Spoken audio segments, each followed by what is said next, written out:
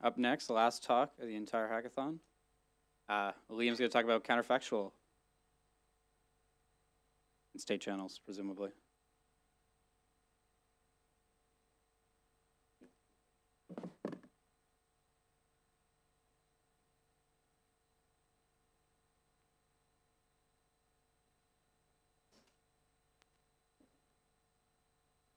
Oh, I see.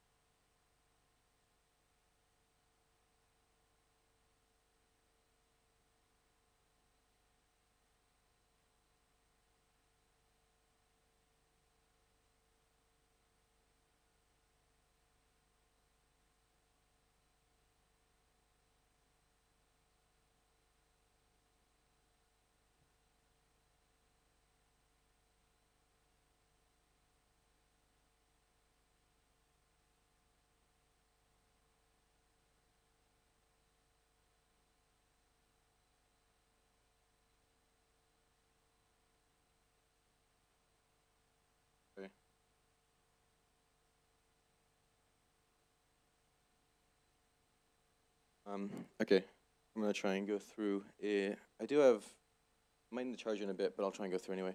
So, all right, so I'm gonna talk about Counterfactual, which is an open source initiative basically to make secure layer 2 applications, off-chain applications, very easy to build. If you have tried to build something in this space that has to do with layer 2, you might have realized it's very complicated, there's a lot of research, it's confusing. Our goal is pretty simple, is just abstract away all of the complexity to do with layer 2 applications, so you can write a layer 2 app that's as simple as writing a simple contract in Ethereum that has some callers to it. So, who am I? My name is Liam Horne. I'm the co-founder of a company called L4. We're effectively a kind of a software consultancy, but we do a lot of things in this space to try and help grow Ethereum, and more generally helping growing decentralized applications that are usable as soon as possible.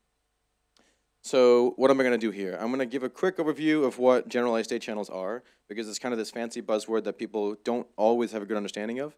What counterfactual is, give a demo of an environment that we've built that shows the core functionality, and then explain how the demo works. So quick background on state channels. If you think about the Lightning Network, which you probably have familiarity with, state channels are effectively the generalization of that. In Lightning, you can effectively send money to somebody else over a network by initially locking it into that network. And then what you essentially do is you sign updates back and forth with other people in the network such that those payments can occur off the main chain and simply between the participants of that network. In state channels, you can do the same general thing, except instead of sending money and just doing a send transaction, you actually can allocate some money into an application which can be adjudicated by smart contract code. So it's the same general idea. If you want to learn about all the details of this, which I'm not going to go into all the full complexities of it, there's a paper, L4 Adventures, State Channels PDF, which you can go to if you want to just go through all the full details, which is very useful if you're interested in more academic perspective of it. So I think it's a pretty good description of what's going to come up of what a generalized state channel is in comparison to a payment channel. So you're probably familiar with a payment channel. The idea is that you have a blockchain, and what you want to do is you want to lock up some amount of money between some participants, let's say 2 for the sake of this example, and you want to keep track of how much they've locked up. So Alice might have locked up 5, Bob might have locked up 5, and as time goes on, what you want to do is you want to have Alice and Bob effectively between themselves over any messaging protocol. It's not blockchain related at all, just Facebook Messenger works. Sign updates, balance A, balance B at version 0, at version 1, at version 2, and this is effectively them sending money to each other. And then whenever they're done and they no longer want to be in this quick transitory relationship where they can send money to each other, you simply go back to the blockchain, give the last signed update, and the money goes back. So that's a payment channel. You might have also seen state channels being described as application-specific state channels. So if you're familiar, there's a company called Funfair, which builds, they call it fake channels, but basically what they do is they have casino games where you lock up some money, you, the person at the casino, and the casino as well, and you play a game, roulette or 21 or whatever casino games you might want to play, and it kind of looks like this. It's the same idea. You deposit money into the contract. but the contract has this extra application logic. So off-chain, instead of just signing A-bal, B-bal, which is one type of data structure, you sign some arbitrary data structure, right? If it's a roulette game, you're signing a little bit of randomness on both sides to guarantee that you can produce an output as to where the ball lands on the wheel, and then how the ball landing on the wheel leads to an outcome. But basically, when you want to get the money back on chain, the contract has the logic to resolve that, and so you can get the money back. So that's kind of an application-specific state channel. The really cool stuff, though, is with generalized state channels. And to think about this, it's the same basic setup.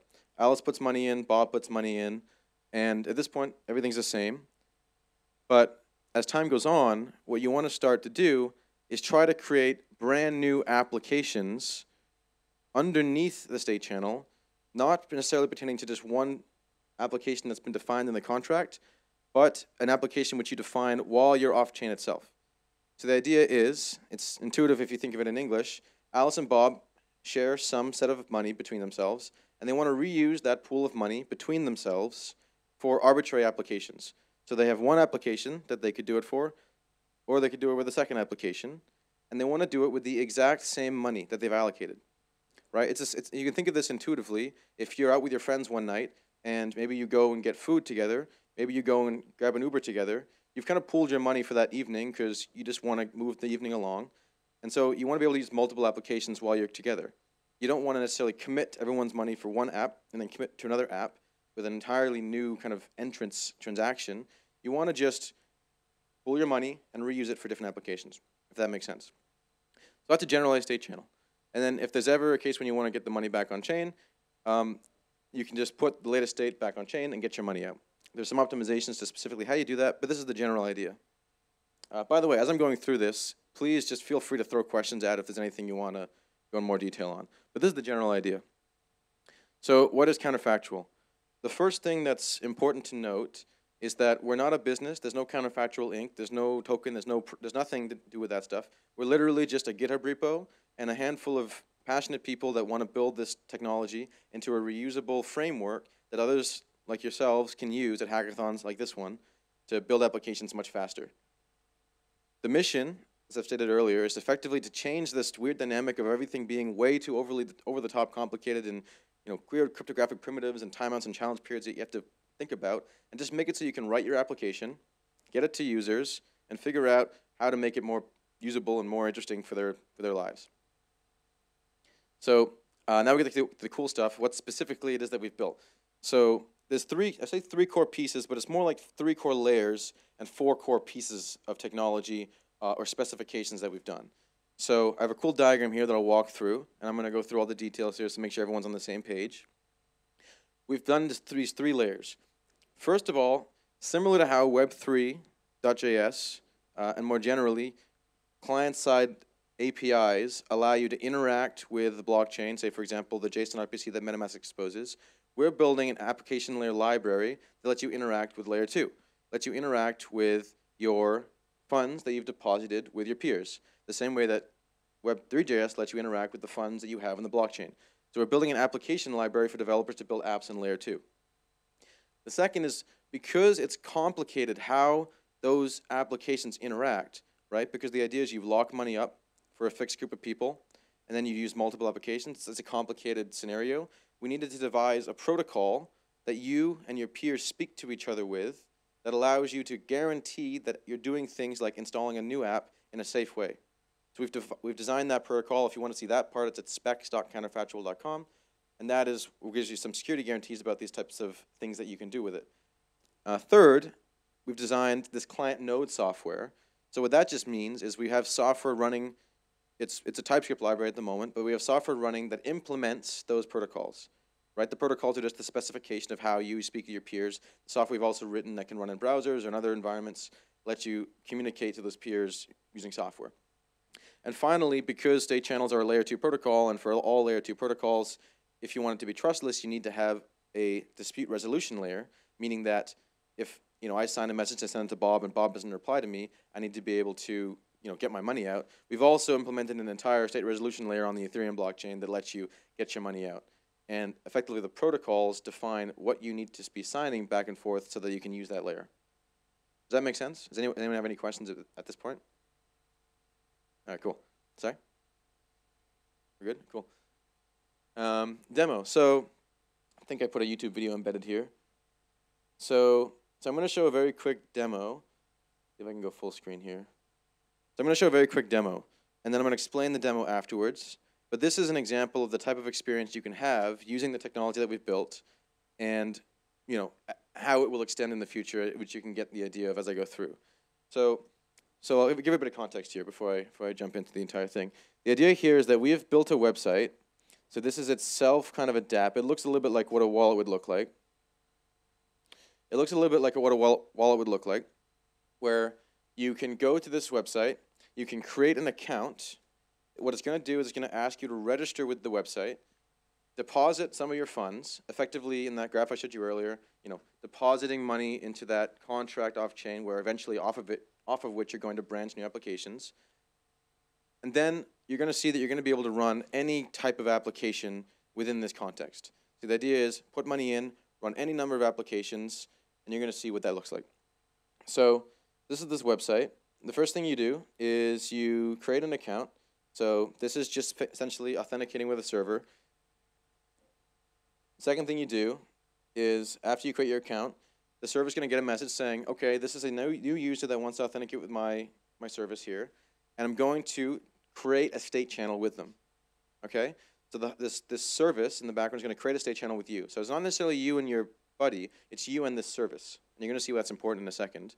And then it says, okay, well, how much do you want to deposit?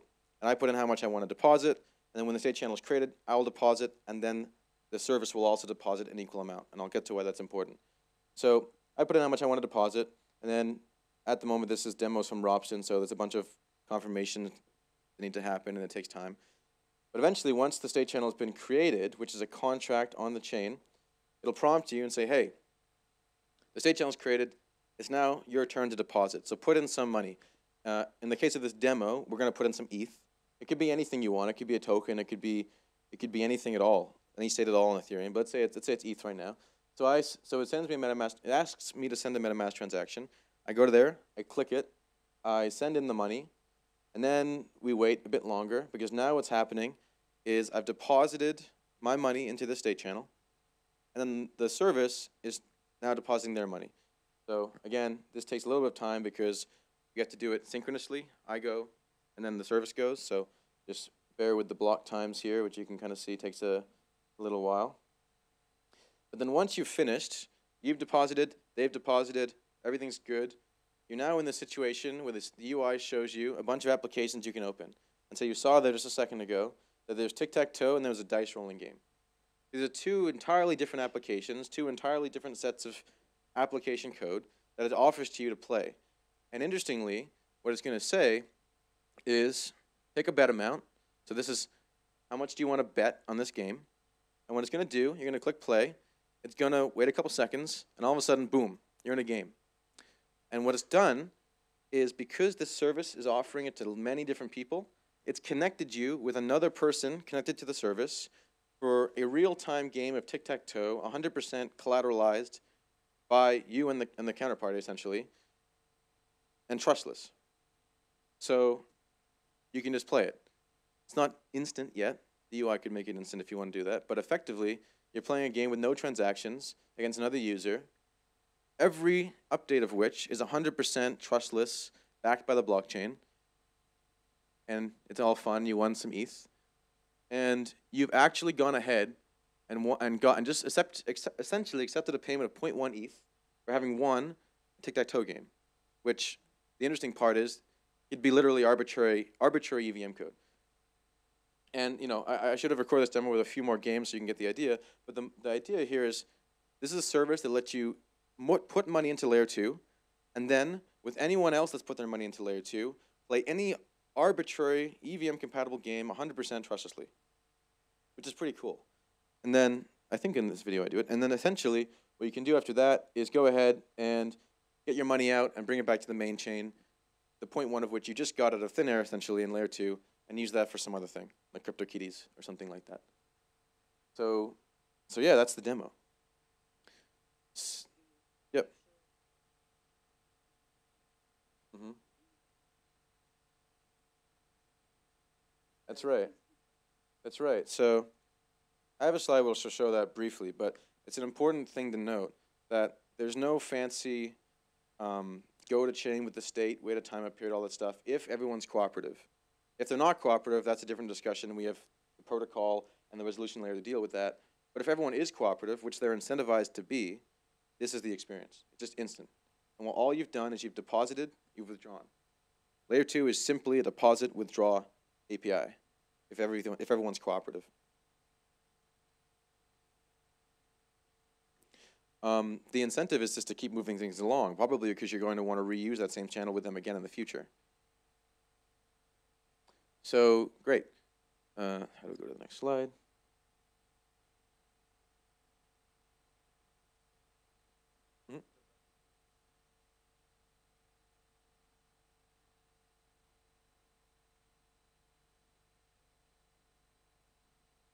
Yeah, that's right. And in this specific case, the service is effectively acting as a hub.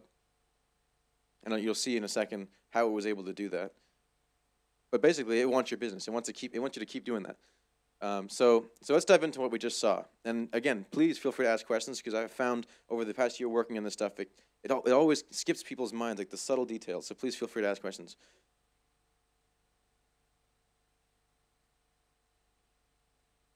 Yeah, I have some cool. I have a code snippet. I think it's on the slides. So you'll see that in a second. So I want to dive into what we just saw. So I'll make it pretty like ELI5. You saw this screen. Basically on this screen, there was a handful of things going on. The first thing is you saw it was separated. There was an app, a DApp, effectively, a layer 2 app, a LAP. Well, I guess it was a LA2 app. And then you have this other thing on the top, this bar that says how much money you have in the environment within which that app is contained, right? And these are, in the implementation of this, and you'll be able to see this if you ever look at the source code, which is all open source, these are two very distinct environments. This demo site is acting like a state channel wallet. It's actually containing how much money you have available to use for all the other state channel-based applications. The state channel applications are implemented inside an iframe. This is very similar to how MetaMask kind of is in the outside container of your Chrome browser, and the Chrome browser, the web page itself inside the Chrome browser is like it's a DApp communicating to your MetaMask wallet. It's the same thing. This is a layer 2 app communicating to your state channel wallet. It's the exact same idea.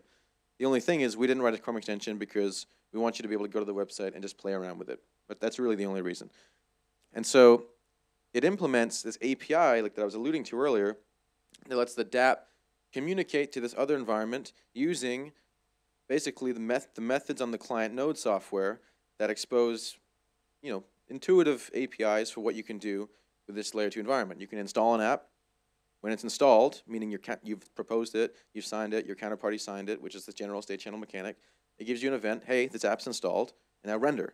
So the app has a very obviously implementable lifecycle system to be able to offer you the API it needs to build.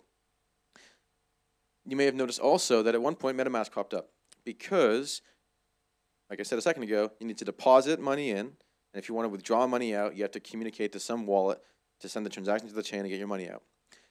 Now this is basically how we've implemented this specific demo, but, and I think there's 2 slides in between this, we've actually done this work already with MetaMask to combine those 2 layers at the top.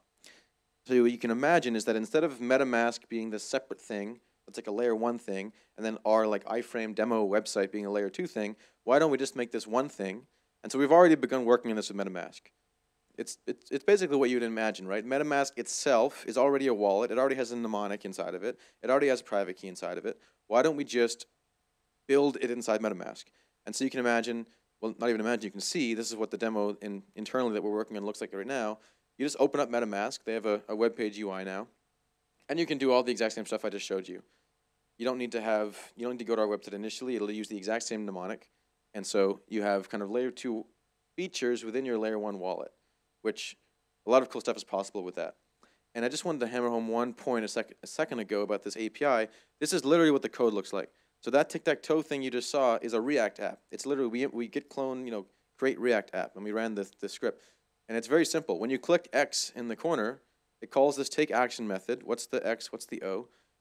And effectively gets to this method that we've exposed using our API, They let you take an action. You say, hey, for this state channel app, tic-tac-toe app, I want to take an action. There's a little bit of extra information here that's not as intuitive, but this is implemented by the developer, not by us. We built this step, but not by us as the counterfactual framework. You place X, you place Y. You say whether or not you're claiming a victory or not. This API could be simpler. You could just say X and Y, the coordinates on the grid of the tic-tac-toe board. And the API it's an asynchronous request. If everything goes as planned, it'll return back and say, this is the new state of the app. And then you render it. So it's extremely intuitive. So additionally, you might be wondering, you're doing all this stuff, you're signing messages back and forth with your counterparty, you have a representation of the app that's in layer 2 and the state channel itself. What's going on there? Right now, this specific demo is just putting all of that in local storage. This is as you're building more production level environments, you're going to want to store this in better environments. But for now, you can, if you want to go to this web page later, it's literally in local storage. All the commitments that are signed between you and your counterparties are stored in local storage. The state that represents your channel is stored here, and you can inspect it. But the main point I want to put home is not that we use window local storage, it's that you locally keep track of all of your state presently in this implementation. And this is kind of what it looks like. I'm not going to look over every single field here because there's a lot of stuff. But the interesting stuff is that this is a completely abstract data structure representing arbitrary applications on Ethereum that are layer 2 compatible. So in this case, this is not tic-tac-toe. I should have put tic-tac-toe on this slide. This is a payment channel between two people. The data structure is literally using ABI encoder v2. It's a struct, Alice address, Bob address, Alice balance, Bob balance. And what you do is you keep track of the state of that, which you can see down there. Currently is that address, Alice has 0, Bob has whatever that represents. And every time you update it, this data structure updates. And you can imagine that our API simply wraps this and exposes simple methods that you can call. So when you call take action, you give it a JSON object, it'll encode it properly, generate the thing that you need to sign, send it to your counterparty, get it back, put that in your database, the window local storage, and then give you back a response to the API method with the new JSON, which is this is now what the board looks like. But anyway, it's all there, so you can inspect all of this. So this is running in a laptop, as you can see. And there's another laptop. I played against somebody else. And obviously there was some messaging protocol that was going on between them. But the thing that I haven't explained yet is that there was no on-chain channel. When I initially made that deposit into the website, I clicked deposit, I wasn't sending that to this guy, the person I played against. I was sending it to what we call in state channels a hub. Somebody that's offering this service for me to be able to play other people also connected to the hub. In the Lightning Network, you're familiar with this concept. You can route payments. It's the same thing here. You can route the use of capital for applications if there's an intermediary willing to collateralize that application. In this case, us, the people running that website, are collateralizing that application. And I'll show you kind of generally what that looks like. This is me. Nima is my coworker who actually just 2 hours ago gave a similar talk to this at the MIT Bitcoin Expo. We were going to play against each other in real time, but the timing was off. And so basically, I needed to communicate with him. There's no state channel, but there's a hub that we're running. And so we both created an account with the hub. We clicked register. And then what we did is we used a technique called meta channels, which is the higher level abstract term for this other thing called virtual channels. The state channel research community is working on solid terminology. But generally speaking, we created this is not actually a contract on chain between me and Nima, but we have all the exact same APIs as if there were a contract on chain between me and Nima because this hub collateralized the payment. Again, our paper describes this in good detail. There's the Perun paper, which also describes it in great detail, and it's a really phenomenal concept that you can use in state channels. This is kind of what we did there. The cool part from the engineering point of view is that hub, the servers that we use to register an account with, there's like almost no code that's unique to that server except for when I deposit, automatically also deposit, like the specialized logic, right? But otherwise, it's literally the exact same code. It's running the exact same code. It's a state channel node. We have a state channel node running in our browser. Nima had a state channel node running in his browser. The only difference was that it stored its data in some Heroku PostgreSDB or something like that. However, otherwise, it's the exact same code. Running the exact same protocol that is using the exact same CF2GS API just locally. So what you saw is initially I proposed an install. Counterparty would get a request. I think in the one I showed you, it auto-accepted because I sent out the request and you didn't see this particular UI. And then after it accepted it, we went to the hub and said, hey hub, I want to install this application. Is that okay? We use the install virtual app protocol, which is essentially remember, it's a specific exchange of messages to ensure that this is secure, which you can inspect if you want on our website. And it then allowed you to collateralize this application. So that's really it. That's kind of the cool thing about it. All of this is possible with all of these applications that you can define in any arbitrary way. And I didn't show you the code snippet, but I can go to that in a second if you want to ask again. And yeah, this is entirely built today live on Ropsten. So yeah, cool. Yeah. Any questions? And if there are any, I'll pull up that code snippet that you can look at.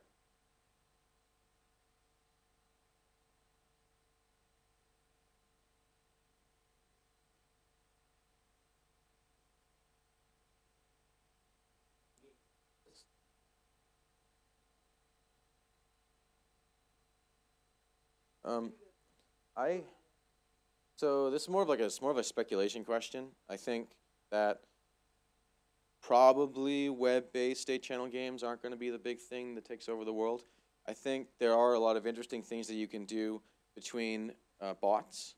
So one idea that we have right now in the state channel community is, what if you wrote a bot to play some sufficiently complicated game like, not Go, because now there's AlphaGo, but maybe that's still interesting. Have a state channel game around it, and then people have to compete to write bots and have them compete for money. So you're not just playing against another human, but you have to write the most optimum bot, and they play against each other in real time and win money. That would create an incentive for people to build the best bots besides just Google paying a lot of money to people to build bots that are cool. That'd be kind of interesting. One idea we had earlier when I was talking to Piotr is that at OpenAI, they have this really cool thing where they have like this evolutionary agent algorithm to figure out how you can basically have you just deploy agents into environments and they interact with each other and then some become dominant. Maybe you could inject some kind of payment system into that and that would use this. Then you could hook it up with real money, like cryptocurrencies. I don't know. I think honestly in this space, like no one really knows what the hell's going to happen. So let's build really interesting stuff that it's just interesting. And it's interesting because we're here and we're playing around with it and tinkering with it. And as long as it's interesting to us, we are currently kind of the users. So, presently, the people in this building are, for better or worse, we're kind of the users of this stuff. So what do we want to see? Let's keep building that and get other people interested and just see what happens that way. But I don't know. I have no idea where this industry is going. I just think it's kind of interesting. I wanted to address your question, though. So this is the interface for an application. So tic-tac-toe was the other file. It's kind of in the top there. I could show you all that code, but it's kind of just basically implementing these 4 functions. So most importantly is it's a state machine. So given some state of the state machine, which in tic-tac-toe is like the board, where the pieces are, whose turn it is, stuff like that. And an action, which could be something like apply X, or rather place X or place O, or place X and declare victory, and place X and declare draw, whatever action types you want to use for that state machine, that you implement that in this function. There's a turn taker function, which says that for some given state, whose turn is it? Is it X's turn or is it O's turn? And there's also an is-state terminal. So if the game is won or it's a draw, that's the state of the state machine, then it's terminal. It's done, and that helps you instantly exit. And finally, for any given state of the state machine, how would the funds get distributed between each of the participants? So you can imagine if X wins, X should get the money. If O wins, O should get the money. If it's a draw, divide the money in half, which is fairly intuitive.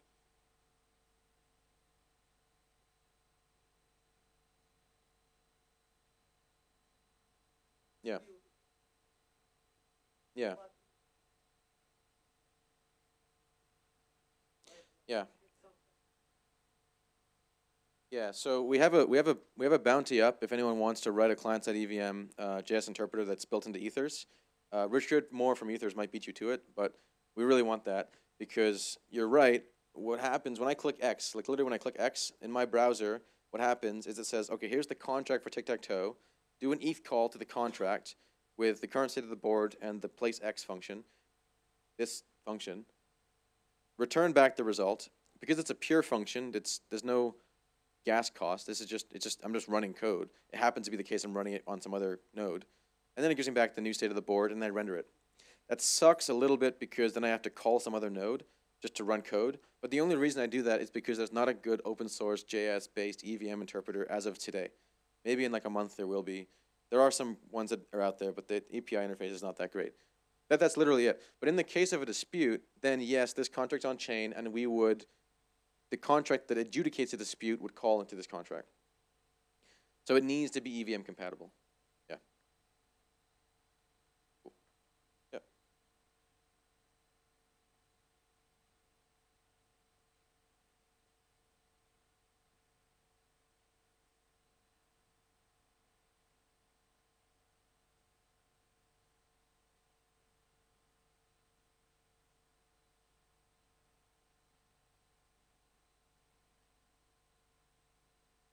Well, I mean, there's a handful of things there. So you can always get the money out no matter what. If the person you're requesting to say, hey, can we just get the money out in a safe, smooth way, says no, you can still get it out. Basically, what you do is you put the latest data on chain, you wait a timeout, and you get the money out. Because of this thing called the speaker-listener fault equivalence problem, which is that I can't tell if I blame you onto the chain for not responding, the chain doesn't know whether it's me just griefing you or whether you're legitimately not responding. We can't like calculate out that you should like owe me some money because you're not responding. Unfortunately, the best we can do is pre-agree that in a scenario like that, we would split the fees. Then in that scenario, you would be negatively incentivized by a little bit for doing that because you would lose money versus just not losing money. You can guarantee you're going to lose money because that's exactly how the protocol is written, but maybe you want to do that because you don't like me. But if you don't like me, then I wouldn't want to be in a channel with you anyway. And this is the unfortunate like edge case of state channels. It's not perfect. There's always room for some external incentive to lead you to want to just grief me. But you can grief me at most the amount that you would also have to pay yourself, which is at the very least, it's a negative incentive. You asked about reputation systems as well. So we're building this stuff. We're not necessarily building like every possible state channel related thing. We're just building this core primitive, the API, the protocol, the state resolution layer, and the actual software that implements it. And all of those things you described can be built on top. It can literally be an app for reputation. That can be a default app that you add as a plugin for all nodes if you want to do it that way. There's all kinds of stuff that can be built on top pretty easily. It doesn't necessarily need to be built into the protocol.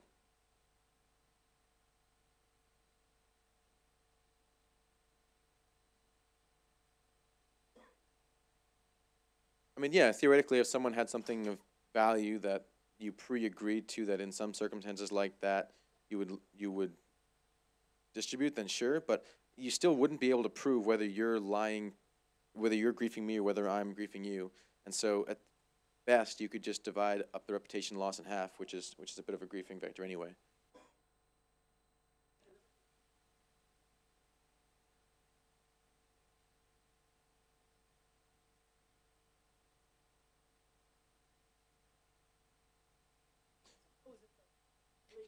So let me just close. Yeah, sure. So basically, what you can do is you can play with any number of other users for which there is collateral in your channel to play with in parallel, where each of the channels themselves are using different private keys, and the money that you could lose if you lose the private keys are themselves capped at the amount that you've allocated to the app. So it's the exact same experience which you might have if you have different accounts on MetaMask, each of which are using different systems. So yeah, it's 100% parallelizable.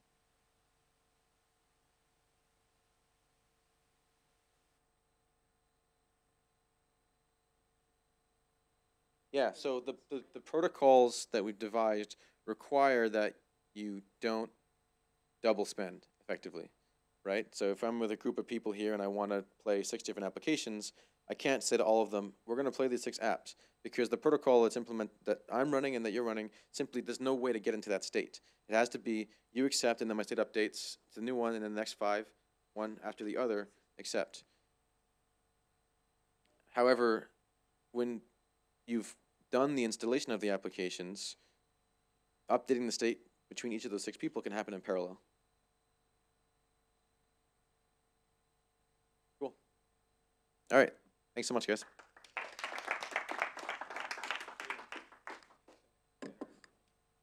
Oh, dinner? Is dinner happening outside right now? All right. Well, if you walk around just a couple meters, you'll get free food.